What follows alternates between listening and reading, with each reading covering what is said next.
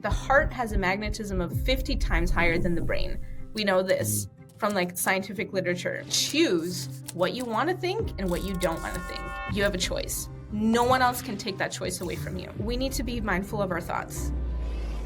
Nahal Haghbin is a Persian Canadian integrative yoga therapist, healer, global citizen, and podcast host of Yoga avec moi. I think in terms of science and spirituality, I see them as two systems of knowledge that you use parallel to understand the world. There's something about universal, ancient wisdom. Keep believe what you believe in, but give things a chance. If it helps you, why not? What can someone do to deal with what's happening in the world and the distrust they may feel about what's happening in the world?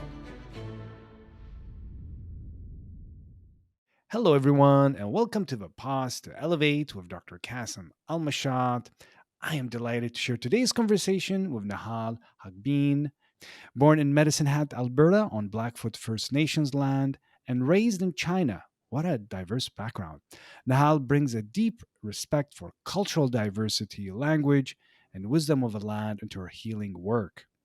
With a background in life sciences and a master's in infectious disease control, she has worked with World Health Organization (WHO) on global outbreaks like Ebola and MERS. Now, Nahal specializes in trauma recovery, prenatal, postnatal yoga, and spiritual healing.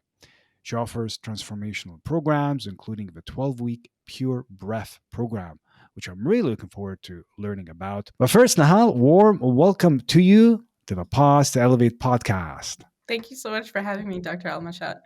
Thank you so much for joining us. You have such a diverse background. I wonder if we can begin with what drew you to even yoga as a modality for healing and what a journey you've been on. So I'm just curious, how did it all start? Yeah, I think knowing the Middle Eastern backgrounds, all parents want your children to be doctors. Right. Right. I, however, really wanted to be a doctor myself. From I was born, since I was very young, I remember actually losing my parents at a mall one time when I saw someone in a stretcher, and I completely locked in on them and I couldn't move, and I just was are they okay? Are they going to be okay? And so Mm, since a very young age, I was very interested in people, and I really cared if they cried or anything. I couldn't do mm, anything else but to tend to them. And mm, so I was monomaniacally focused on becoming a mm. physician, 1,000%. I would not even That say was it. There's no other path. I would. There really wasn't. I was prepared to apply for medical school 25 times. Wow. And what ended up happening was that I had pretty much a divine intervention. Only God could intercept this desire. And essentially, what happened was in 2015, when I went on pilgrimage to a really holy site of Mm. mine, I was there on the last day. It was 9 days, and I thought the whole pilgrimage didn't have any effect on me. And this was But, where? and this was in Haifa, Israel, actually, Yeah. where there's a lot of commotion happening Wow. at the moment. Yeah. And I was sitting in Baha'u'llah's shrine. Baha'u'llah is known as the prophet and manifestation of God of the Baha'i faith. And Mm. it's one of the holiest sites on the world for Baha'is. And also, even the Israeli army sometimes circumambulate around the shrine before they go to war for protection. Wow. Yeah. So it's not only for Baha'is a special place, but for many other religions who are there, they know its significance and they really have reverence for that. And so I was Mm. in the shrine, luckily alone, which it's usually there's crowds of people in there.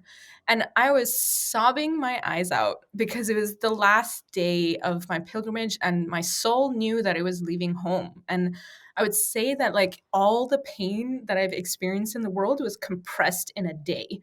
And I Wow. was experiencing it and I was my soul does not want to leave, and you have to get out by a certain time.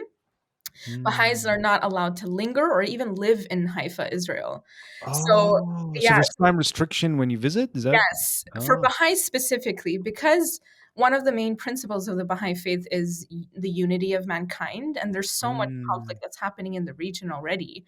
We don't want to create conflict by being there more than we need to. And it's because it's our holiest site. The only people who are allowed to live in Israel are the people who work there. And it's the Baha'i Wow. administrative center of the world. So there's about a What couple, an experience. yeah. And so for the visitors who come, we're unfortunately limited to just, you got to go in and out. Like you can't Wow. linger. So I was like, I need to leave. The shrine is about to close at 5 p.m. and I actually need to leave at like 4. And I'm here sobbing like my eyes out. And I can't, I'm like, how am I going to leave? Like, I'm like, I'm Jeez. It's incapacitated. not a faucet you just turn off. You're like, okay, we're done. Exactly. Like I Mm. could not, I was like, how is this? I was like, I literally needed like a divine, and I started crying from like 5 a.m. that morning. Like by Wow. 4 p.m., I was dehydrated from the tears. And I kind of like heard a voice that was like, Nahal, do you want me to take you? Like, do you want me Mm, to like take you from this planet? Because you mm, seem so sad, basically. And it's like, it seems like there's nothing in this world that can comfort you. mm, And I paused for a moment and I was like, I mm, always thought the answer would be yes, like if I would be given the mm. opportunity. I always thought I just had one mission to do here, do it and then get out, like in and Yeah. out, like like Mission Impossible. Let's just get it done and Get out. it done and get out of here. Yeah. Yeah. Um It's time for a quick little update. A few months ago, 2.5% of you who are watching this content were subscribed to this channel. I'm so grateful to you. You helped us move it to 20%. However, if we do the math, that still leaves us 80% of you have not subscribed.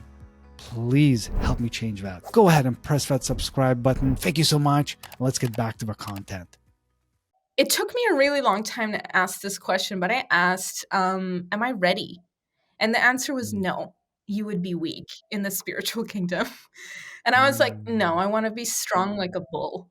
Like I literally was, I want to be strong like a bull, like spiritually, like robust, mm, like a tank that cannot be like shaken.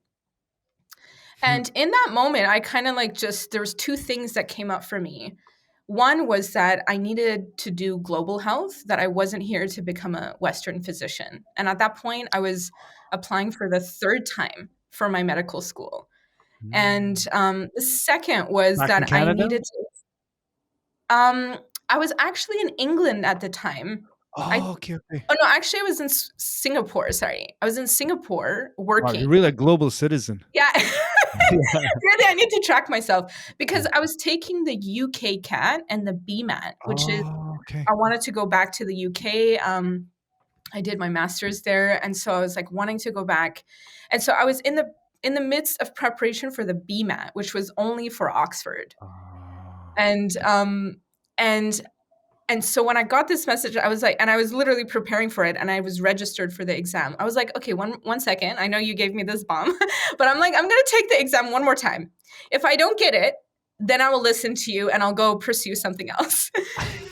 And so I did that. And basically, out of anger, really, I came to yoga and spite. Like, it was really Mm. spite. I was very angry because if you look at my resume, Dr. Al-Mashat, there is not a single experience that is not medically related. And I Wow. was like, what are you? And it was basically it was very hard for me to accept this, but I had such a love for the human body. Like I would see Mm. cells or like I would observe surgery and like I would cry from the body being Wow. exposed of just its like wonder. And I would be crying in the surgical ward and then, like I would not be an effective surgeon. Like, like I wouldn't be able to see much. You feel But deep humanity. Yeah. and This miracle of life, really. I was so angry at God being like, why did you give me so much passion if you don't want me to express it in this? I'm like, I don't get that. I'm like, I don't get why this is not a normal degree of, like, even the fact that I got into surgical wards, like, is a miracle because I was not a medical student, but like the doctors really couldn't keep me out of it because Ah, I was so passionate. They're like, we gotta let this one in. We gotta let wow. this one in. So it's part of like how did yeah actually I mean there's so much that's so interesting here. Like to talk about determination. Like there's something about willful determination and you found yourself even this in the surgical unit, but there's also a piece around allowing and letting things unfold, even if they don't fit exactly our plan. And you were determined, which opened doors for you. Like how? But how did you get even a surgical unit? Actually, like Yeah. how? The way I reason it right now is that God wanted me to get it out of my system Yeah. so that I could actually focus on what I needed to do. And, like, I was truly blessed. I've even scrubbed in, like, washed Wow. properly, and I've cut things, and I've sewn something too. Wow. And, I've observed, like, 25 cesarean births, like, observing the miracle of life come into life Wow. over and over and over again. I cannot tell you, like, how rewarding that was, and it was really Mm, like a gift. It was really a gift from God, but it was not what I was meant to do. Like, I was given all of these graces and, like, these mm, opportunities literally to just quench my thirst so that I could go do what I needed to do. mm. And the way I interpret it is, or now after, like, 7 years, and now it's been 10 actually. Yeah, yeah, that's right. Yeah, yeah. It's like I like what I've learned also over time is also that, like, basically what I understood the message to be is like Mm, what I am to do for a few is actually what I'm meant to do for millions. So mm. population health, global health, like health of the masses is really what I need to be focusing Ah. on. So, like how our paths are always like a limitation of what God wants for us or what is really Mm, like in our capacity. That's something I think we really need to like think about in terms of like whatever we want to do, our purpose in life, whatever we're thinking is always like a limitation to what the divine wants for us. mm. And so that to me is like the thing. And when you think about it like that, you can't get too mad about it, even though it's still it still kind of hurts. Like Yeah. I can still feel it sometimes. Although right now I would say it's like gone, but it's more like a Mm, thought because it was such an imprint on my mind that now it's kind of like gone. But I get to express it in yoga therapy. So sorry, mm. your question was actually how did I get into yoga? And Yeah. basically, after all of this, when I left home, I took the exam one more time. I didn't do well. I'm Mm. not good at standardized testings. And then I went to do a yoga teacher training Uh-huh. because I could do the anatomy again, which I've taken in Right. my undergrad. But I was like, but I'm like, I love it so much. I want to do it again, but I'm going to do it in this new context because I've been practicing this thing and I have questions about it. And I'm Mm, like, and I'm wondering whether or not it's like the path that I want to pursue on. So when I started my yoga teacher training, I ended up mhm. actually teaching quite a bit, teaching more than I felt like I learned. And every time we would get to the anatomy section, they were like, "Nahal, you just go, like Mhm. you just talk about it," because I had already so much experience in like, Right. surgical wards. Like I've literally seen exposed bodies and things like that. Mm, Um, but when I was there, what I really learned was the yoga philosophy and I really liked that, but I didn't feel mm, like I learned much of the other stuff. And I was like, okay, after I left the teacher training, I was like, okay, that wasn't really quite so helpful, but we mm, know we want to go this route. So what's the next thing we can do? So we mm. got put in touch with a yoga therapist, which are quite rare on this planet to begin with. But I was luckily, literally, the first person I was directed to was a yoga therapist. And she told me that she's Mm. like, if you were to do it anywhere, you have to go to the school that she went to, which is known as the Harvard of yoga in the Wow. States. Yeah. And it was And phenomenal. where is that? It's in Stockbridge, Massachusetts. It's Oh, called the wow. Apollo School of Oh, yes. Integrative Health, Yes. Integrative Yoga Therapy. Yeah. They have a school of yoga therapy Yeah. Yeah, there. yeah. Yeah. Wow. So that's how it began. What a journey. There's something really fascinating about your background because you really combine, you have the science, the deep understanding of science, but there's an intersection of the science with wisdom traditions, with ancient practices. And it's like, what a balance, because we love science, like in the West, and sometimes we don't believe something unless, like, prove it. Where's the science, right? But you have an intersection of that and wisdom traditions, which science is slowly catching up with a lot of areas, and it's proving thing Yeah. that a lot of ancient traditions have been practicing in different cross. Yeah, yeah. One of the things that I think in terms of like science and spirituality, I see them as two systems of knowledge that are Mm, that you use parallel to understand the world.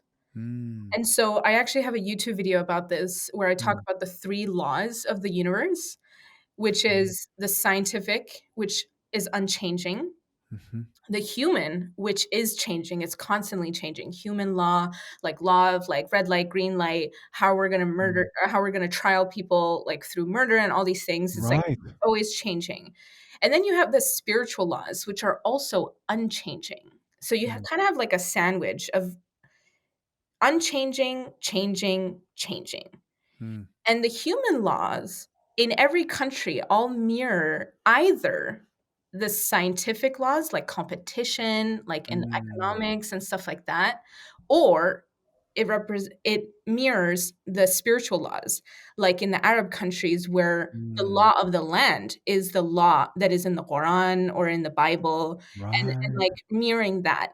So human law is only a reflection of either the scientific laws that are unchanging and Mm, the spiritual laws that are unchanging. mhm, So when you have two unchanging laws, you have mirrors of them reflecting each other.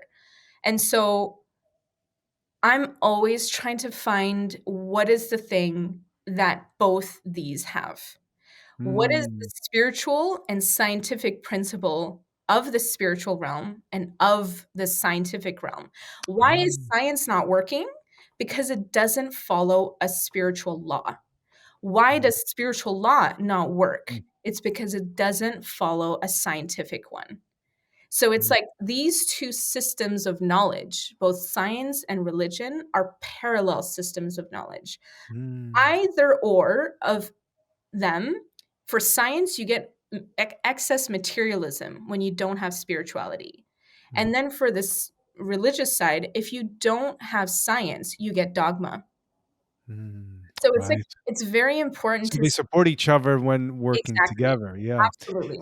What's an example for listeners? So when you're saying like scientific laws, I'm thinking gravity. Like I Yeah. dropped a pen, that's a scientific law. We're not going to argue about that. Yeah. Gravity is going to pull me, like it's going to take that pen. Yes. There's no way around it. Yeah. It's scientific. Yeah. What right? What other things, just for listeners to go, oh yeah, okay, yeah, this is a law of gravity is a science. Yeah. And how about yeah? What other things do you share with people, that and the spiritual life, just so listeners have a sense, examples of those? Um let's start with the spiritual laws because Yeah. that's where actually we're in right now with the whole war and global Mm, pandemics. And this is actually why I particularly mm, studied infectious diseases, is because it's a violation of a spiritual law that I love the most, which is the mm, oneness of humanity. And so you get infectious diseases or war when you do not have the principle of the oneness of humanity, which is a spiritual law.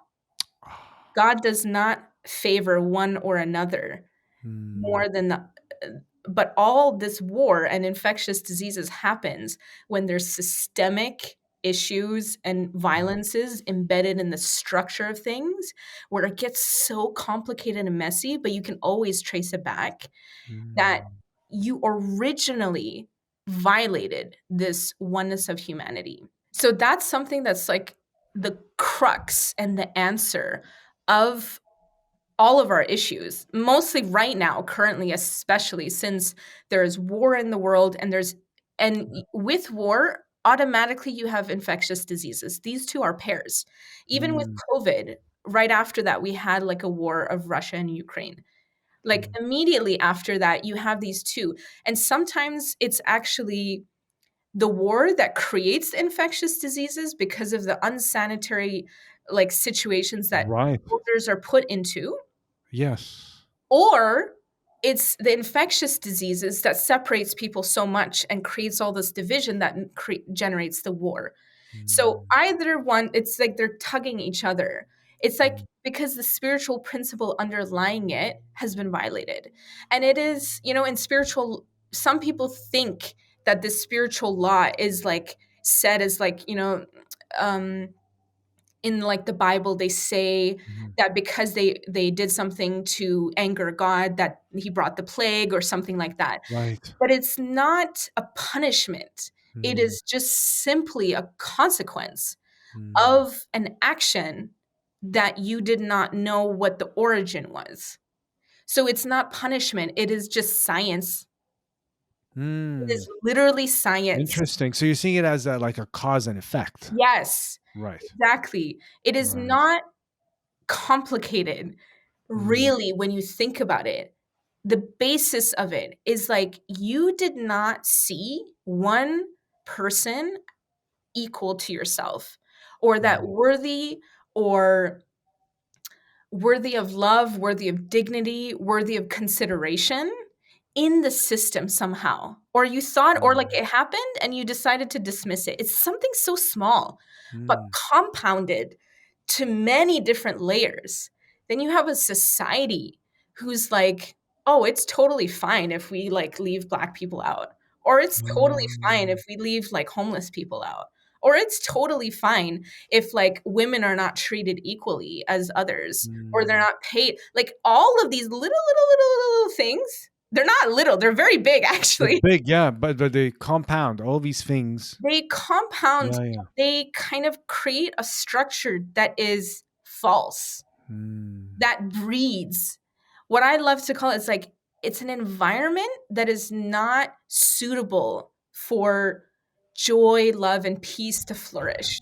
You right. have literally, you know, like when you like infectious prevention and disease control methods is literally about wiping the surfaces of Hmm. places, disinfecting it so that you don't create an environment that allows the Yeah. viruses to breed. You Right remove the conditions. exactly. Yeah, yeah. We are living in a world filled with like an environment that allows everything to breed, like Mm, wild. We don't have the basis, the foundation to be able to diet down. And what is the solution is not going after each one of these cells that are going rampant and being like, hey, I got mm, you, or hey, I got you. It's actually to eliminate the system in which it allows this thing to thrive so that they all just naturally die away.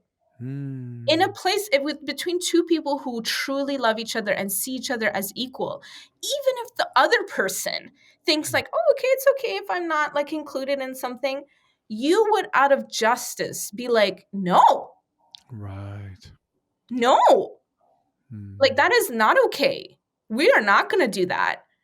And so mm, that's kind of actually one of the things that I really wanted to share today is like we all need to be protagonists in upholding this oneness of humanity. And this is like very deep. So I'm not gonna like pretend right. like No, this is like no. I think super easy thing for everyone to do. Hey guys, let's just all be one. we're You know? yeah, no, and you're not proposing. You're not saying like, oh, this is going to be so simple. We're going to solve the world in like 2 days. No, but you're saying, okay, here are some like it's almost you're looking at it through the lens of like this, like I said, the science, like a physician. You're saying here's some symptoms we're having. Here's a diagnosis. And the prognosis is, I don't know, it's not looking too great, but it could look good if we do these treatments. You know, and we're just like you're exploring, like here's what might be possible because really healing is possible, but there's a lot of conditions that are creating suffering in the world, like wars. You know, at the time of this recording, what's happening with Iran, what's happening in Israel and Palestine. It's like there's so much happening, right? And you remind me as you're speaking, actually, there's a lot of wisdom traditions that speak about conditions that Mm, create suffering. And one of them, in a lot of kind of ancient Buddhist principles and teachings, they speak about, you know, greed, hatred, and delusion, like the three mm, seeds. Like like when there's greed and hatred and delusion, when people mm. are ignorant and have greed and hate. Oh, if we, like this is what keeps me doing my practices. Like, how can I Yeah. kind of unroot Yeah. those from my own being and support others in doing so? Because that's what we can control is ourself and anyone who wants to do the work. Yeah. I wanted to add to that list from Mm. the yogic perspective. Yeah. I love this analogy that was kind of given to us as like a tree. Mm, As there's 5 kleshas, and kleshas are known as the obstacles of life, and it's the obstacles to your enlightenment. And mm, the obstacles, number 1 is actually ignorance. mm, I wouldn't even go so far if you know it's greed, illusion, and stuff like that. That's mm. amazing. That's like a high Yeah, level of awareness. yeah, yeah. I don't even think the masses of people are even there yet. It's just pure ignorance. And what is the antidote of that? Is education, is Mm, really having a thirst and desire of wanting to know mm, and do better for others. The second is the ego. That's where you mm, might know, but then your own personal situation might kind of create that conflict. And this mm. is where I would say a vast majority of the people are. I would say less are maybe in the, I don't know. I don't know what a good percentage is. Yeah. But then the two branches that go up on like the kleshas Hmm. is attachment and aversion. Right. Having extreme attachments to this life, extreme likes and dislikes, and then extreme likes and dislikes. But like Right. having these two, like not being so extreme about like, oh my God, I love this, or like, oh my God, I can't stand it when that happens. Yeah. Like, calm down. Yeah, Like, yeah, yeah. like really, it's about nothing is that important for you to care that much about. Really, Mm, there's really nothing. And then the last one is your attachment to this life, whether or mm, not you cling to like the material realm or like this life, that this is the only thing. mm, Because with enlightenment, it's like you need to transcend almost the material bounds of this world. So mm, it's really about like how do you like you've removed your extreme likes and dislikes, but then did you remove your attachment to like this life mm, altogether? And so those are like 5 obstacles that I typically like to keep in mind, is that never mm, to go too extreme with either of those things, and to always be mindful of the root of the tree of this obstacle, which mm. is It's a good ignorance. visual, yeah. Yeah. Mm. So this in terms of yoga. So for listeners, and if someone this is new to them, like, oh yeah, there's conditions that cause suffering, and maybe we're each contributing to that suffering in our own life and Yeah. lives of others. So like, how could what can someone do? Like in terms of one of them, I guess, get educated on what's happening in the world, but from your lens of both the spiritual, the scientific, the sandwich you spoke about, but what can someone do to deal with what's happening in the world and the distrust they may feel about what's happening in the world? I love that. I love that question so much. Thank you so Mm, much for asking it. mm, Um, I have some thoughts on like what to do with the current situation mm, with this specific like type of sequences, like war and like infectious diseases and things like that. mhm, And then I would probably have a separate answer for daily practices that you would do for yourself to great. understand your own personal like like I'm thinking of the Chinese word here, which is 修行. Mm. um And by the way, I don't know if I mentioned that, listeners. You did live in China, but you speak fluent Cantonese, and is it Mandarin. Mandarin? Mandarin. Mandarin. Yeah. So fluent Mandarin. Like, wow. Yeah. Yeah, so the word that I'm thinking is actually a Buddhist word in Chinese, where it's like Mm, about like developing yourself. It's like fixing yourself. And mm, that's like I would have another answer. I'm going to maybe start with the general, the yeah. worldly one. And that was maybe we can actually get into the quotes.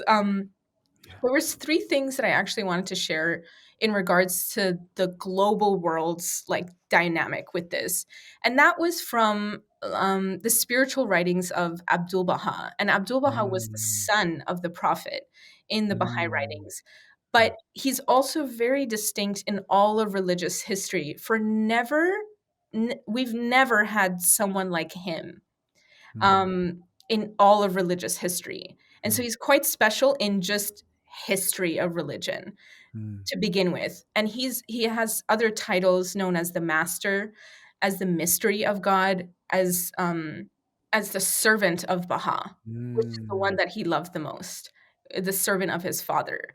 And so these quotations were actually from Abdul Baha, written in 1912. And he wrote some, and it was he knew that World War One was coming. And so Mm. there were several things that he was preparing the masses of the people. And he was the first Eastern um, central figure in a religion that went to the West. We have Oh, examples in yoga of like the first swamis that went to the States to talk about yoga, right. like that. And it was around the same time.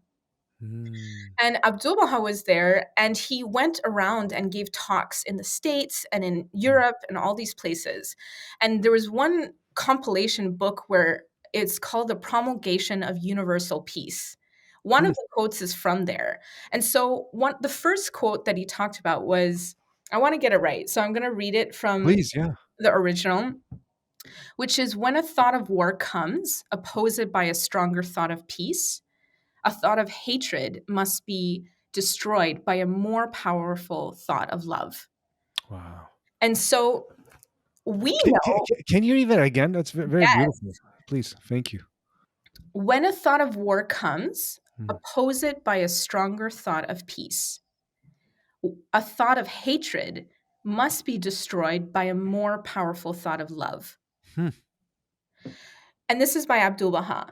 Mm. And when I think about this in terms of practice and like affirmations and incantations, or like whenever we think about the mechanics of like thought and emotions, Abdullah in 1912 like Mm. wrote this. I actually don't know if this quote is, but the next quote that I'm going to talk about was in 1912, but it's probably around the same time. Mm. And this quote is kind of like, whenever thoughts are something that just kind of come and go in your mind, but you have a choice and you have agency to kind Mm. of actively be like, no, I do not want to think that thought. And I am going to actively like oppose it with a stronger Mhm. thought of peace. When I think of war, I'm going to oppose it by a stronger thought of peace. When I think of hatred, I don't like this person. No, let me just think of more things that I like love this person. So that is like one thing that I think is so important, is that whatever thought we have that's coming up right now, first is to not even worry about its source. Oh my God, am I thinking these thoughts? Or like, oh my God, is this me? Because we're so connected with each other, we don't even understand where the thought originated or which Mm. did not. And so it's Like, like, well, like a negative thought, you mean? If we yes, have a negative, a thought of yes, hate or a thought of something like that? yes, thought Yeah, of yeah. war, like we're Mm. like all of these things. It's like you can choose in this instant, like, I do not want to entertain this thought, and I'm going to think of another thought of peace or of love that is more powerful, and I'm going to drown it out. And Mm. it's really like, it's not just about a thought. It's actually, it goes deeper into the physiology, which is also Mm. the body. You have to feel peace. You need to Right. feel love. You need to feel it, because, like, the heart has a magnetism of like 50 times higher than the brain. We know this Mm. from like scientific literature. The Heart Math Institute like has measured this. Right. And so the heart, if you're feeling peace in your heart, if you're feeling love in your heart, like Mm. literally like energy just expands like in a globe like fashion, like around your heart and around your body, encompassing Mm. the front and the back, and just kind of like radiates outwards, and you can feel it. And you really got to sit there and feel the feeling of peace and feel the Mm. feeling of love until it like literally all that you feel is feelings of love and peace. Mm. And that when someone else comes, your feelings of love and peace are so strong that you affect them. They do Mm. not affect you. There's Mm. this Chinese. It's a positive effect rather than just getting like we affect each other no matter what. But what you're describing is Yes, we can actually affect each other in a positive way. Like we absolutely. can, it's a positive ripple rather than a negative ripple. Absolutely. Yeah. And the second quote that I wanted to kind of mention, so the first important thing with the global spheres and things that are happening is Mm. that we need to be mindful of our thoughts. Whatever's coming Mm. up is to like check them Mm. and choose what you want to think and what you don't want to think. You have a choice. No one else can take that choice away from you. Right. So the second thing that is really powerful that I want to share, a quote from again Abdul Baha, is a family is a nation in miniature. Simply enlarge the circle of the household and you have the nation. Mm, Enlarge the circle of the nations and you have all humanity. The mm, conditions surrounding the family surround the nation. mm, So, what are we seeing in nations right now? We're seeing fighting and war in nations. mm, What can we do in our own lives is knit together our mm, relations within our family. Those are mm. things that we have access to. Right. That's in front of us. It's in front of us, Yeah. right there. We can access. If you have a qualm with someone in your family, right now is the time to go and sort it out. Right. If there's a little misunderstanding or something that has not been spoken to between husband and wife, between parents and Mm, children, between siblings, whatever it is there, mm, that's something you want to like knit together as if it's like mm, weaving like a carpet. You want to tighten those strings like nice and hard right now. That's mm, another very practical thing that we can do is that actually this is what I did like during the COVID pandemic. I mm, like rallied up my family and I was like, every week, guys, war is happening. Every week now, we need to like have like a prayer gathering. And my family's like spread around and all around the world. mm. Wow. So I was like, we're gathering the troops. Everyone's going to get online. And I was like, guys, if we're having a war outside, it means there's disruption within the family. And there actually Mm, happened to be a divorce in my family during this mm, time, which has not happened ever mm, generationally. So it was very traumatic mm, on a familial level. So there was a need to like tighten strings together. And so right now with this war, I'm also like observing like what's happening in my family and like just in other people's families. Everyone just needs to tighten their familial strings right now. ah, Bring it in. Bring in yeah, soldier. reel it in. Yeah, Yeah, reel it in.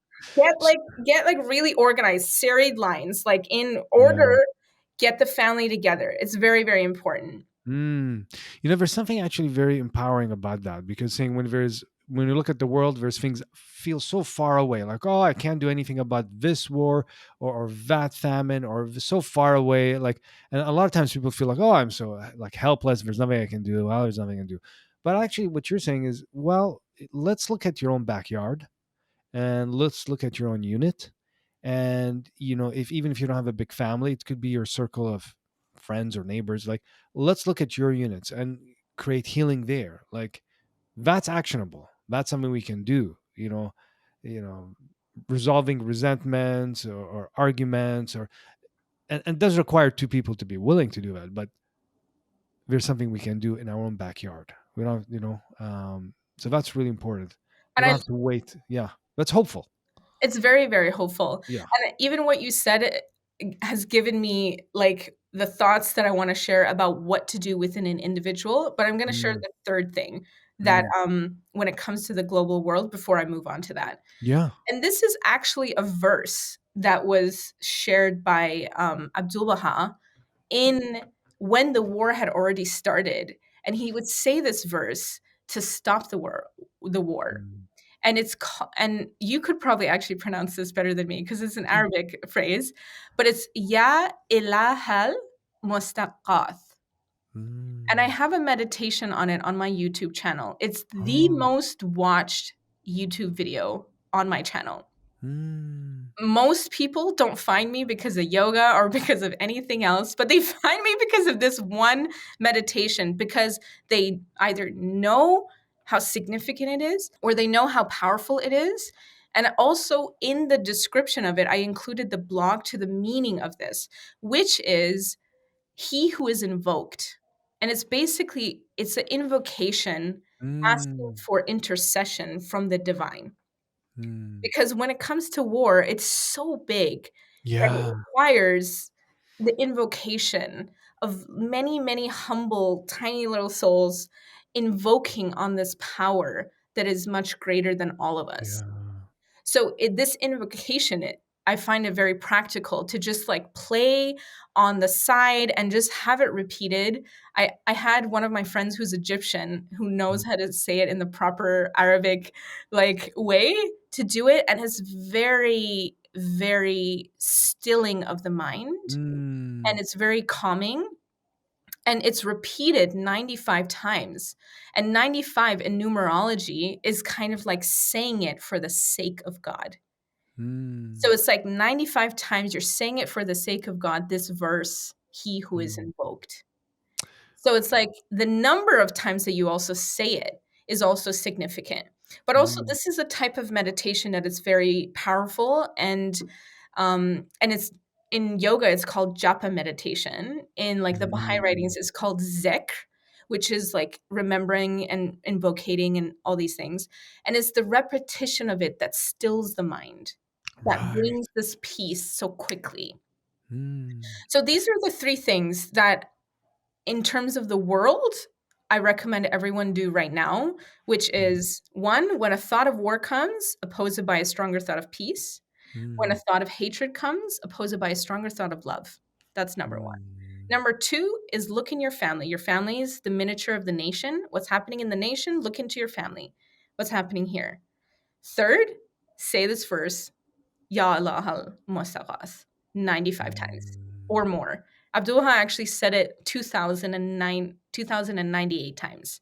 Like he would Mm. just say it on repeat. And so these three are like little packages that can be done for the world. Right. And you know what's so interesting too is, it doesn't matter what someone's religious belief is, or if they believe in God, if they don't believe in God, whatever it is, there's something about universal wisdom, ancient wisdom, and there's something and um, that's really powerful. And sometimes, if someone is not aware of it, or, oh, this is this religion, oh, I don't believe in this stuff, or I don't, but it's actually, it's more like these ancient practices that there's such wisdom to it. And I always encourage people, don't change what you believe in. Keep believe what you believe in, but give things a chance. If it helps you, like why not? You know what I Abs- mean? Like, Absolutely. I love that so much because yeah, what I actually hope to share with this is not like necessarily a prescription, right. but it's actually to be like in all religious teachings, there's always like a verse that's said in Mm, crisis times. Say it. mm, Say it. mm, It doesn't need to be said. The reason why I'm saying it is to bring remembrance to you to say what you know mm, is true, right. you know? And like and what like your audience would know as true. And so Yeah, those are things that like really like bank bank on your spiritual teachings in the right. It, because with material crises, you need a different type of healing in order to bring about its healing. You can't yeah, use the same sort of mental thinking to kind of create like peace. Yeah, yeah. So as you're saying, it could be different words. Someone may not pronounce a word you mentioned, but it's like absolutely. it's something about like centering the mind with an intention of peace, and love, and Repeat healing. one word, even if it's like love, love, Love, love, love. Like love. Yeah, yeah. it's, There's something that I actually I haven't shared in a while on my channel, but I do share this with many people. Is just the word peace begins with me, and just mm, even repeating a couple of times, just remember, okay, peace begins with me. And yeah, sometimes we can use hand movement, like the thumb on all the fingers, so peace. So I don't know if someone is listening by audio, you won't see it, but I'm putting my thumb on my index finger, middle finger, ring finger, little finger. So peace begins with me. And there's nothing magical about it. It's concentrating the mind with a word, right. aligning attention with a word, and that can be very calming to the mind. Yeah, Like that's back to cause and effect. We do things that can calm the mind, yes. bring healing to the heart. Like it can only bring goodness. Like it's, you know what I mean, Yeah, which is countering what's happening in the world. totally. Yeah, And just yeah, bringing to the point that you made about when there's like how can we empower ourselves to kind mm, of like deal with the situation. So the family is the closest outer realm of like interaction that we have. But mm, within ourselves, what is happening inside of us? mm. Like I have another video on YouTube that's about how to stop a war. And that's actually Mm, beginning with the individual. mm, And it's about what is the war happening within you right. that is contributing to this outer war. And Mm, during that time when it was like uh when I think it was the Ukraine and Russian war was happening, yeah. I created this video, and I like my reflections in that video were the things that I realized were the wars that were happening within me, Mm, which was very simple but very profound. Like I have in within my mind that, like, the Yam podcast is all about women, is about mothers, is about caring about mothers and all these things. But when it comes to my own mother, I'm mm, like, I'm the child. I need to be the baby and I need to be loved and I need to do these things. So all of my loving, mm, beautiful thoughts that I have with everyone else and all these people, I don't have it for my mother in the mm. sense of like, I have like the word that I used in the video was narcissism. I have narcissism with only my mom, where it's like I'm just like, no, I'm the baby. I'm the one who is the child and I'm the one who needs to be mothered. Mm, And like I all of this understanding and compassion and love that I can extend to so many different people. I'm like self-righteous when it comes to my mom. yeah, that happens with family. Right? Right? And that's something that I'm like, it doesn't exist with everyone within my, Right. but it starts or is with the person that loves me the most and also I love the most. But it's like this kind of grace I don't grant her. I don't Mm, grant her, but I grant other people.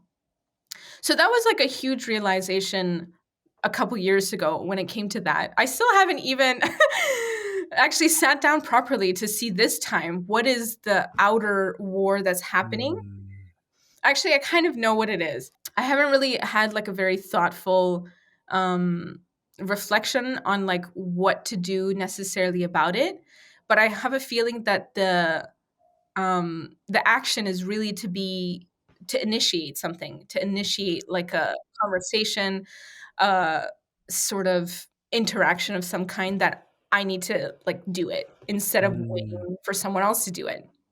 Which is so hard to do. You Yes. know, we were talking about family and challenges. Remind me of, I think it was Ram Dass. He said something about if you think you're awakened, if you think you're Yes. lightened, if you're Yes. transformed, just go spend a week with family. Yes. I Because we have actually, dynamics, we have patterns and dynamics, oh, I love that. and you know, it's just a place of ongoing healing. So you're mentioning here, as on the individual level, what we can Yes. do is look into the war that we have within. Yes. Right, so you're saying that's one thing we can do, is like what's happening within me, the war I'm having within myself And and calm around. that war. Right, say it again. And calm that war. Or calm that war. Yes, yes. Yeah. Yeah. And what else you're saying on the individual level? You're saying, I mean, there's so many different ways on the individual level. This is where we can mm, get into breath because ah, all of the practices that you really calm yourself down is really like whenever you feel anxious about anything, you have fluctuations in the breath. mm, Whenever you love someone, you have mm, fluctuations in the breath. Like every inkling of any right. beginning starts actually from the breath. Hello, everyone. I just wanted to quickly thank you for stopping by and watching this content. It truly means the world to me that you're interested in creating positive change. I also want to invite you to join our amazing community. I have free events online about mindfulness, mindfulness based stress reduction, laughter, as well as retreats that you can do from the comfort of your own home. And are you ready for this?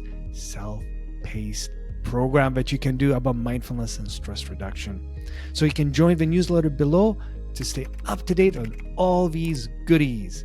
And if you haven't subscribed, go ahead and press that button. It really helps me to keep this content going and reach out to more guests. Thank you so much again, and may you continue enjoying watching this episode. So it's very powerful. Mm, It's a very powerful tool to be able to enter into and kind of get into the closest part of your nervous system, which will help to silence the frazzledness Mm, to allow you to hear what is within. mm. Because this is actually one of the entire reasons why I created the Pure Breath program, is Right. because your body cannot think of creative solutions if you're in the sympathetic state. If Mm, you're in the flight or fright, you don't have access to that part of your brain mhm. that can think of creative solutions. So Right. there was this study that was done where they were paying people to do manual labor, and they said if you do it faster, we'll pay you more, and they were able to do it like more quickly. But Mhm. then they tried to pay people who were thinking of creative solutions, and actually they got worse outcome. And they couldn't do it quickly because creative solutions, first of all, should not be time bound. You can't think of creative solutions when you're pressed for time. So the pressure, so in a way, there's a part in our brain that kind of goes offline. Do you know what I mean? When we're in stress reactivity, and Yes. it's not a place for creating, and Yes. how quickly we go there. I mean, it's part of the nervous system that, in a way, does help us when there's danger. Right. But then when the danger is over, we're still sitting in it. Whether it's an email that's upsetting, or someone honked at us, or cut us off in traffic, or whatever, burn your toast, like something. Then we're upset, and then they accumulate. So this breath, and you created this 12-week program. Can you say a little bit about, like, what is even breath work for some people who maybe haven't heard of it? They go, well, I'm breathing every day. I'm alive. I'm breathing. But actually, there's something different about doing breath work. What is that? And then we'll talk about your program. I love that. Mhm. So I love that question. Mm, So within the breath system, mm, the breath or the lungs are the only organ in the body that when you bring your attention to it, it will consciously move the way you want it to. And mm, then when you remove your attention from it, it will go automatic. We do not have a second replica of this system anywhere in our body, to my knowledge. mm. So the heart is something that's going to keep beating like over and over again. The brain, you cannot stop it. You don't have conscious control. It's the way you Right. you can't direct the peristalsis of the like intestine when it's Mm. like moving like food. You don't have control over this. Yeah, it's But like the you breath, don't say stop it. You know what I mean? Yeah, yeah. but the lungs like are the only system that when you bring your consciousness to it, you can manipulate it and change it and direct it and control it. Mm, And then when you forget it, you breathe it. You just go automatic. What people are doing when you're saying that they're breathing is they're doing the automatic stuff. And what we're talking about when we're right. talking about breath work, we're talking about the conscious control, directing it, manipulating it, moving it in a very structured, specific, rhythmic frequency level where you can create a specific outcome that you want for your nervous system. And there's all sorts of breath works. There's Ah. breath works that excite you, there's breath works to calm you down, there's breath works to like heal your headache, there's breath works to be able to help your Mm, digestion, there's breath works to help you clear your mind for meditation. There's all sorts. So the question is really like what are we trying mm. to accomplish here? And then you would give a breath practice that is according to whatever it is you want to achieve. Right. It's the antidote to that. But everything, the type of breath practice that you use, when, Mm, where, how many times, for how long, all of it is relevant to what is the purpose in which you want to achieve. mm, So, right now, what do we want to do? We want to lower stress down because it's so right. anxiety producing, right? So, any slow breathing through the nose, in and out, is going to be very calming Mm, for your audience, for anyone. And it's just inhale and out. And it's just to slow it down. mm, Nothing else. You don't have to do anything else. Just slow it down.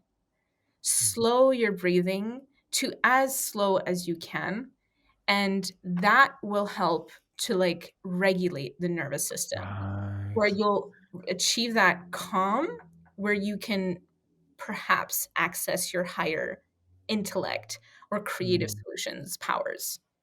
Mm. What an excellent description on that. Because as you're sharing it, it made me think of, yeah. So this breath, it can go on automatic, on manual, right? And automatic is happening anyway, but then we can kind of switch it and go, okay, now we're going manual mode, like a car, even though we're not seeing a lot of manuals now. New Yeah. cars, most new cars are automatic, but you can control the engine and you can change the gear, so to speak. And what you're describing is, okay, change the gear to what you're needing based on the different breath work. Sometimes you need to energize yourself, sometimes you need to calm yourself, so you can manipulate the breath intentionally, and then goes back to automatic. You don't think of it. And there's other things Mm, like you need to heat your body, you need to cool your body down in the summertime. mm, You want to be able to like create a longer life for yourself. Like mm. all of these would depend on like what type of what's your purpose? Like what do you want to achieve? Yeah, I was wondering, some, like, there's so many things that people can do, and sometimes we get lost. Like, I don't know what to do. And is there something you're like, y- it's not. There's no one quick solution for everything. There's no such thing. But like, here's like, you can't go wrong with this breath. Is there a simple breath that listeners, like you said, deepening the breath for like what, a couple of cycles? Is there a certain amount of time to hold the breath? And again, there's no specific prescription that's going to fix everything. And obviously, consult your physicians if you're concerned about breathing. But this is like, is there something, an easy takeaway of like, here's one of many that someone can try, like Yeah. certain rhythm or certain count or something? So for me, it's really like Mm. because I created the breath program for populations, I did not create it for yogis who want to reach enlightenment. I have my own practices for that. But what I created the breath program for was very much like for my profession to teach the masses of people to be able to regulate their breath. Like one of my Mm, intentions with the breath program is to offer an antidote to um, healing the mind on a masses level and also on a spiritual level. So we have in mm, within public health hand washing, where this is the major tool or avenue that all of public health has advocated for so many years and given so much time and effort and mm. energy in, is to wash your hands so that it stops germs from spreading to other people, not Mhm. necessarily yourself. We wash hands for others. We don't wash it for ourselves. Mm. And so hand washing is to heal the body and to stop physical disease. Right. After COVID, the consciousness of humanity has been raised to understand that humans have also a mind that they need to protect when it came to isolation, when it came to like quarantine. Mm. Like this was something where we realized, oh, actually humans have another dimension, a mental dimension. Right. We haven't like understood that there's actually even higher dimension there, that's Mm, the spiritual dimension. But I'm so happy that like COVID really raised the consciousness level of the masses of people to understand that infectious diseases, when you try to do like an infection prevention control, you should not only care for the physical health of people, but you also need to see the person as having a mm. mind that needs to be contained or needs Right. to be healed. So soon we're going to have another like pandemic that's going to address the spiritual Mm. aspect of ourselves. And I really hope we don't actually get there. Right. But naturally, with maturity, it's kind of like we haven't matured as a global community. Like when I was working in infectious diseases, I was arguing for the mental health of populations. There was this specific Mm. case in Toronto where Mm. this child was separated from their parents, and and the child like lost attachment to the parents. And because they also had siblings, the parents had to care for the other siblings. And so, but they don't have a system within hospitals to keep young children and their families together. They're Mm. just thinking control infectious diseases, quarantine a patient, Right. regardless of how young they are, and don't think about their attachment needs or whatever. So you might have saved a life in this case, but you did not save the integrity of the family afterwards, the Mm. mental health, the spiritual health. This child, will never be able to attach to any human being Mm. after something like that. And even the nurses couldn't go in to comfort them, even when they, like, when they had a need, Right. it was not, no one responded to them. Mm. So it's like that was what I was arguing when SARS was happening and things like that. Mm. That's where our consciousness level was. COVID really did help raise the consciousness Yeah. level of the mental importance of humans. So one of the reasons why this pure breath program exists is literally to offer a tool to be able to mentally cope. Because we have a Mm. tool for our body, we need a tool for our mind on a masses level. And Mm. to me, breathwork is the best way to be able Mm. to do that. And so there's so many different ways in which to do breath. And the pure breath program is the basic of the basic of the basic. Mm. It is not the Wim Hof. We are not Right. trying to become like, These are the long breath holds. Yeah, we yeah, I know. are not I've done the Wim Hof where They're not oxygen yeah. advantage where we're trying to be an elite athlete going up into the mountains. The Pure Mm. Breath program is really for the masses of Right. populations, for children, for pregnant women, for the elderly, for everyone in Yeah. between. But it's like those kind of breath works don't include children, don't include pregnancies, don't include people who Right. have lower immunities, like the elderly. So it's like the Pure Breath program is really, for me, it's like because I studied population health, all I care about is the population. Right. All the breath work in the Pure Breath program are only population level friendly. If you wanted to do more, secretly come to me for spiritual things, like, and then we can do it privately. But the Pure Breath program is very much, I created it for the masses of the people and not for the few people who have like very spiritual, like in-depth, like needs or wants to, like, reach enlightenment or something like that. Right, right, right. There is a completely different practice. Different, yeah. So there's something you're saying, and I want to ask you more about the program, but there's something about as a public health measure. You mentioned, Yes, washing hands is a public health measure. And it's like, okay, breath work. Amazing if that becomes a public health measure. it will. And what you're naming is like the big population, right? Like what Yes. on a sweeping level, what is a very gentle thing that can serve most people. Can you say more about that? Like, so it's a 12-week program. What is that? Is it self-paced? Is it so if someone is interested to go, okay, how do I do this 12-week program to learn about breath that apply to my life and bring healing to myself and the world? What does it look like? Like, what is it? So the first time I conducted the Pure Breath program was in 2020, and I created it for two populations mostly, physicians and also mothers. And so any Mm. nurturers who are caring for the life of another and basically had to immediately have access to their thinking, creative solution brain to be able to care for another life. And I Mm. care about the people who no one cares about. No one thinks about caring for doctors. No one thinks about caring for mothers. So it's like those two populations is Mm. who I created it for. However, it kind of developed over time that it's literally in terms of everyone can do it. But that's like where my initial inklings Mm. were. I was thinking of my own audience in like Yoga avec moi, which were mostly mothers. But then I was thinking also of my public health colleagues who were in the forefront of this COVID Right. pandemic. And I was not there when I was no longer working in public health when COVID started happening. But I Mm. was the only person that many people knew that had to do Wow. with infectious diseases. And they're like, no, we didn't know what you did, but now you're the only person. And Now we know. now we know. And Uh-huh. so everyone was coming to me for advice and like what to do and things like that. And I was already within yoga. And kind of the reason why I even entered into this like meditative like breath work and all of these things Mm.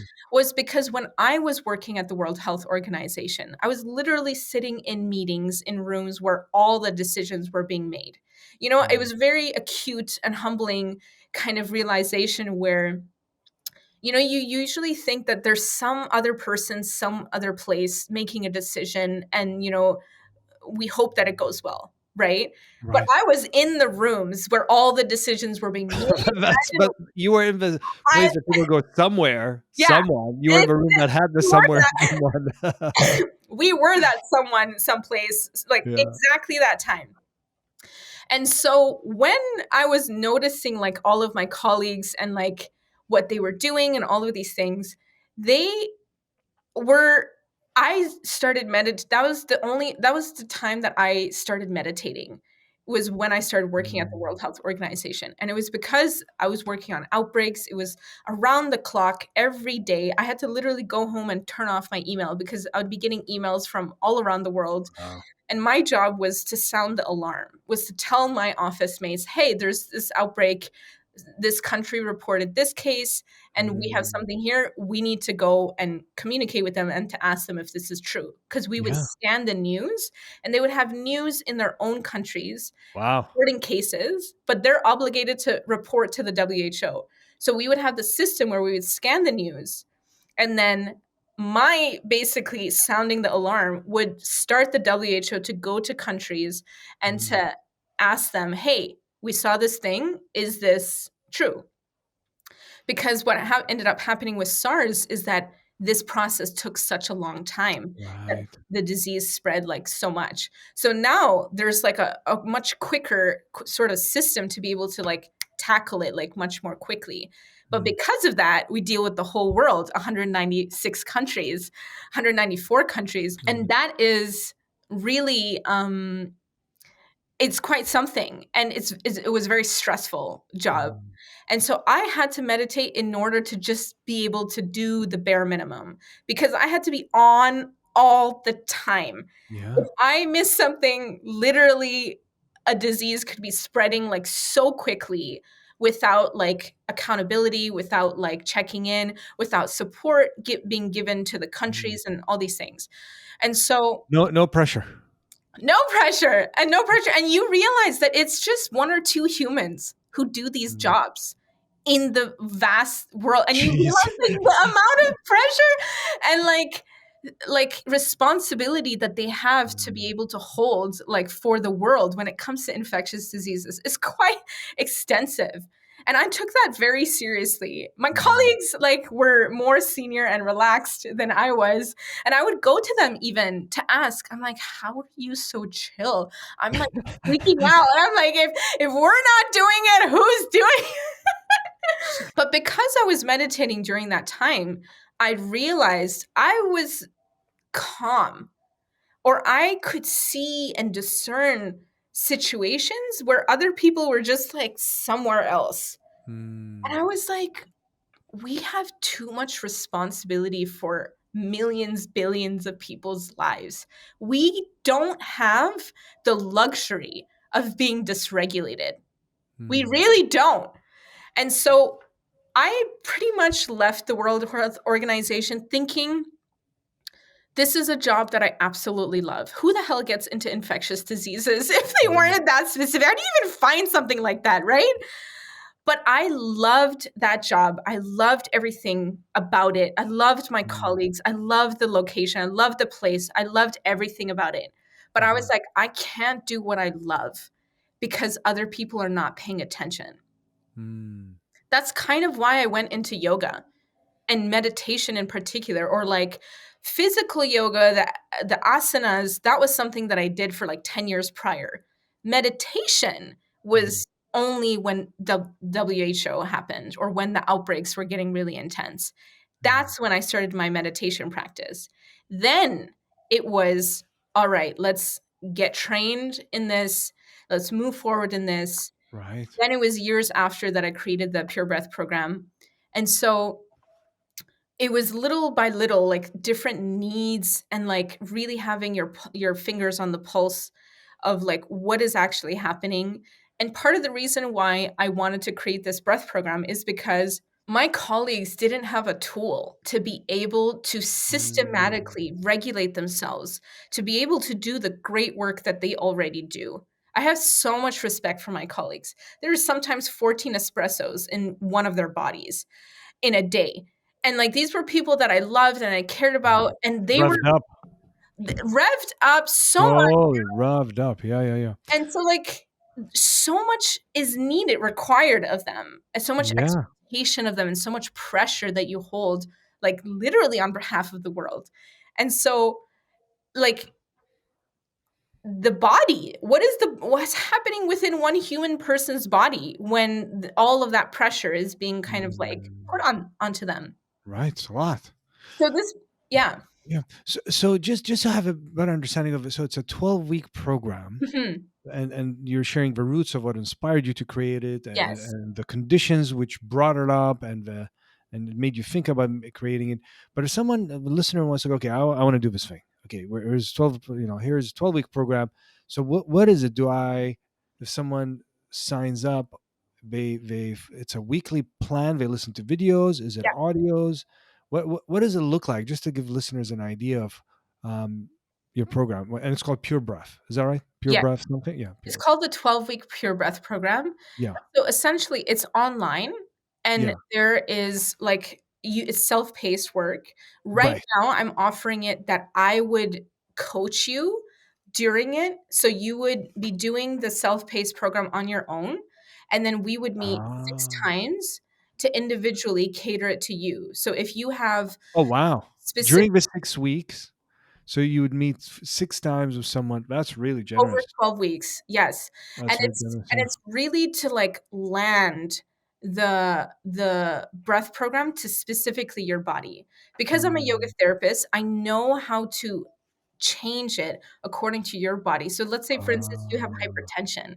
If you were to do those breath practices, you might get really dizzy and I might have to give you completely new ones. Right. So Or you kind of tailored. That's the one-on-one yes, piece. Yeah, yeah. and Okay. then there's like diabetes. If you have diabetes, then it's like, how do you kind of work with like food and meditation and breath work together? And like, Mm. how do you like work with that and make this like a lifestyle sort of thing? So Right. it becomes very complex. Or if you have like a heart condition, like where do you point your focus that would be the most optimum for your body? Mm. So at the moment, I'm only offering it as the course with my guidance. So this is also a program that has been accepted Great. twice by the University of Sydney as a PhD, but because of lack of funding, like it hasn't gone through. But Ah. we that PhD is actually for people with PTSD. Wow. So that is also one of the specialties of the Pure Breath program is it's actually for PTSD. Mm. So the global world may, I hope not, but may be experiencing more PTSD on a masses level. And this may be a program that will be the antidote for that. Wow. So the PhD that you're mentioning, if you get the funding, is to do more research on it. So Yes. PhD research, you got it. Yeah, yeah. And the PhD was accepted for to be done on female physicians with Mm. PTSD after COVID, but that was in 2021 and in 2024. And so now COVID's kind of like out of the question, but it's still Right. relevant to PTSD in particular. Yeah, and I mean, even if someone doesn't have a diagnosis, PTSD, just trauma. There's so much, such a range of trauma. PTSD Yes. is on one end of that range, but you're right. So that's actually kind of a reason Mm. why at the moment I'm offering like my personal sort of one-on-one guidance is because every trauma responds differently. So the Right. dosage of the breath, what I would do, when I would introduce it, how I would introduce it, all would be different depending on your Mm. level or state of trauma. You might be dealing like with complex trauma, which is like from childhood and all of these things that we Yeah. would need to teach you like how life skills, like how in each moment when something gets triggered, like which breath do you use for how long, Right. how do you Right. do it to calm yourself down. It's tailored. Yeah, and then it's like if you have PTSD and you're in active PTSD all the time, you're sweating all the time, you're like shaking, you can't sleep. What do you do to fall asleep? What do you do in the middle Mm. of the day when you're interacting with someone and you get triggered? Like all of those things would be tailored very differently depending on what your needs Mm. are.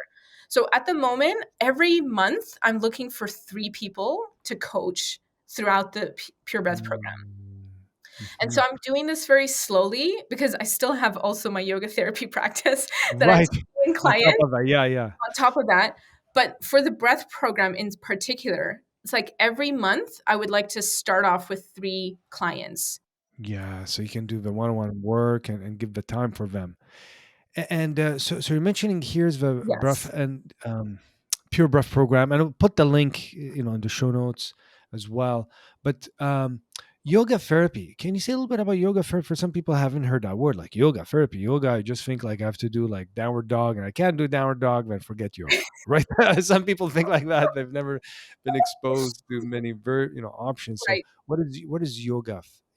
What do you do in yoga therapy? Someone's like, can that help me? So with yoga therapy, we view the human body with like 5 layers. We have the physical. We see it as you as having an energy body, as like a mental and emotional body, Mm, as a witness body. This is where the soul, or like the witness layer, the part that mm, cannot be diseased, but it can be mhm, veiled. These 3 can be diseased: the physical, energetic, and mental emotional. You can have mm. diseases in these layers of the body, but the witness layer cannot. And Yeah. then you have the bliss body, which is your joy, your career, like what you want to do in Mm, life. And these 2 are kind of like lamps that can be covered and can be dampened, but they cannot mhm, be inherently diseased.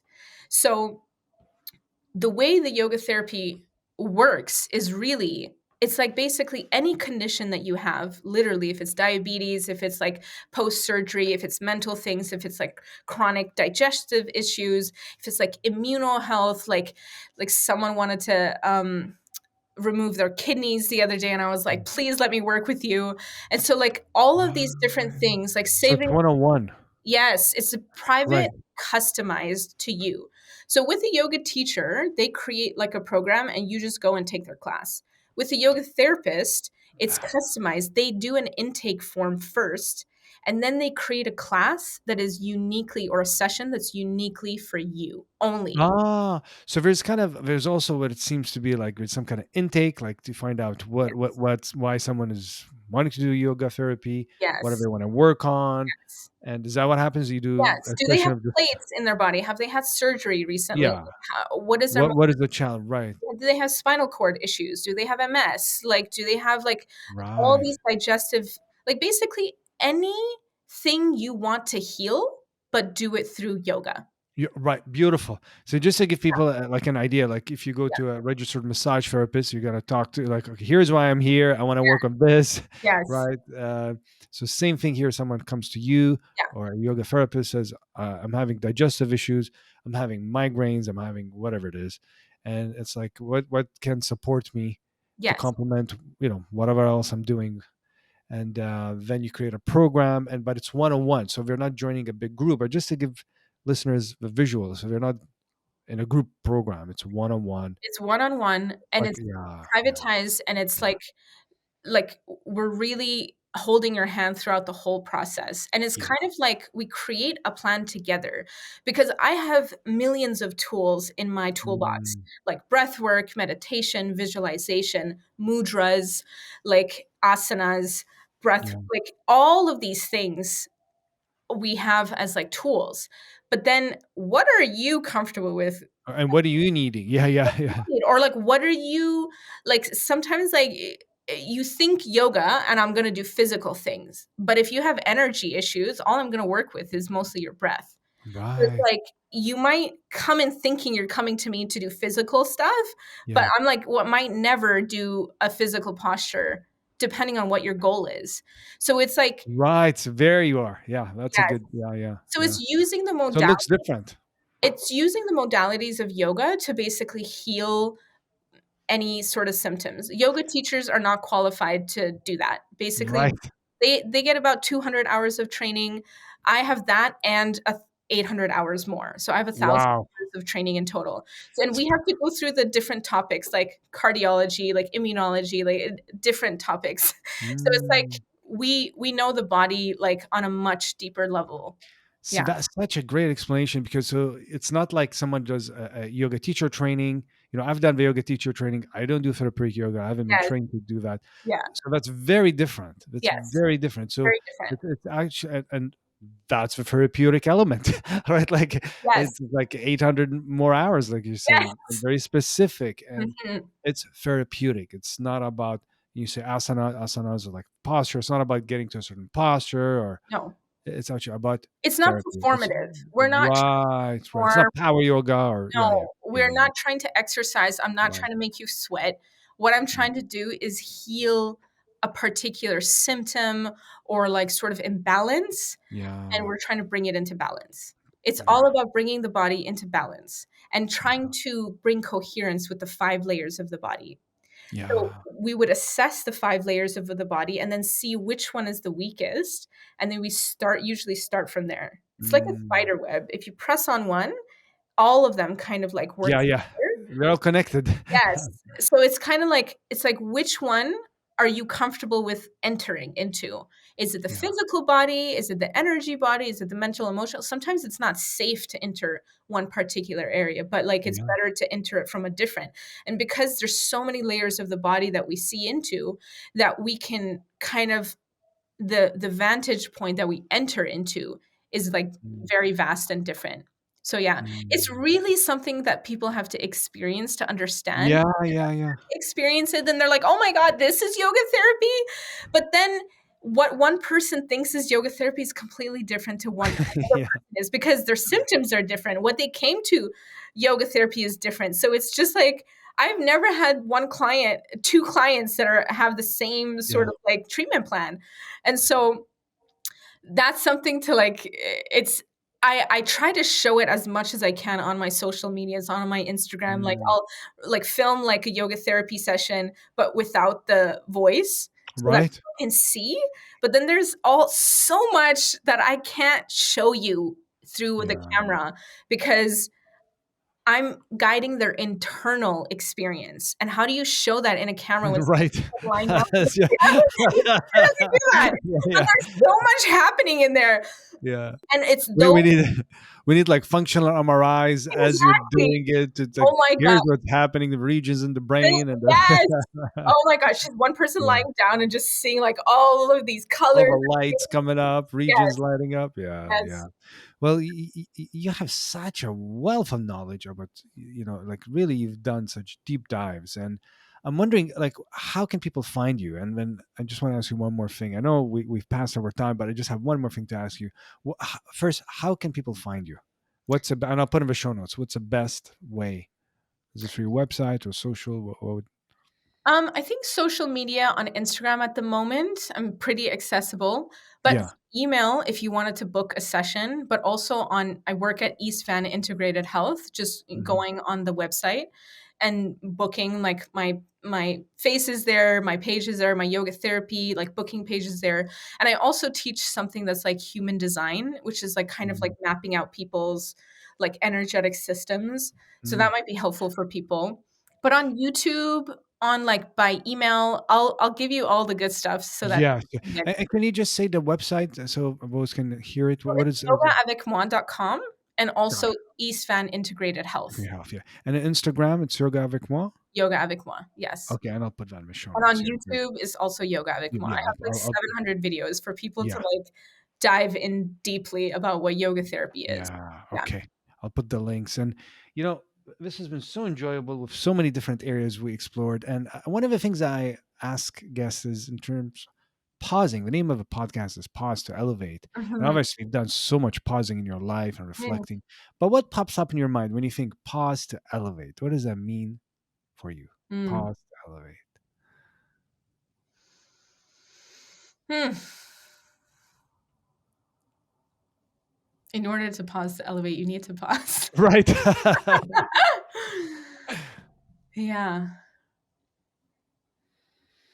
Nothing's coming to my mind right now. Hmm. But it's like if you can't pause, you don't even know what's there. You don't know what's there to Mm, know what is elevating. mm, And so you need to get really quiet. You need to pause in order to have your higher self come in to elevate. mm, Like what is it that's elevating? it's the higher self. It's not Mm. the physical. And so you can't hear the higher self with noise, with chaos, Right. with so much. So right now, with the situation of the world, it's going to be very hard to access that point unless we Yeah. very conscious about carving time out to do so. Yeah. Mm. Yeah. It is really important to do that, isn't it? Like Yeah. the different forms of pausing, because we're so busy and we're rushed, we're hurried, we get lost in our lives and the daily habits in our Yeah. life and lack of habits or whatever it is. And then, stepping back is so helpful in the different forms, whatever form is appealing to someone. But this has been so enjoyable, with so much knowledge and expertise, and you have clearly such love for what you do, such passion, and really this desire to bring goodness in the world. It's really beautiful. This just deep hunger for service and serving the world. And may all the doors open up for you, for your vision. You have a grand vision, and may it continue, elevate to serve more and more people. Thank I you. really want to thank you for sharing generously and staying longer. That's such a good conversation. So I really want to thank you, and I also want to thank listeners for taking the time. And if you found this useful, feel free, please, to share, send it to a friend, to a colleague, to a neighbor. Maybe that's how you start a conversation about healing the community. It's like, hey, have you watch this and let's talk about it, right? So that's one way. Thank you so much, and thank you everyone for listening. May your moments be filled with ease, and may you be present in as many of them. Thank you. Thank you so much, Dr. Al-Mashat. That was wonderful. Thank you so much. Thank you so much for watching. And if you enjoyed this content, check out what's coming up next right over here. Thank you.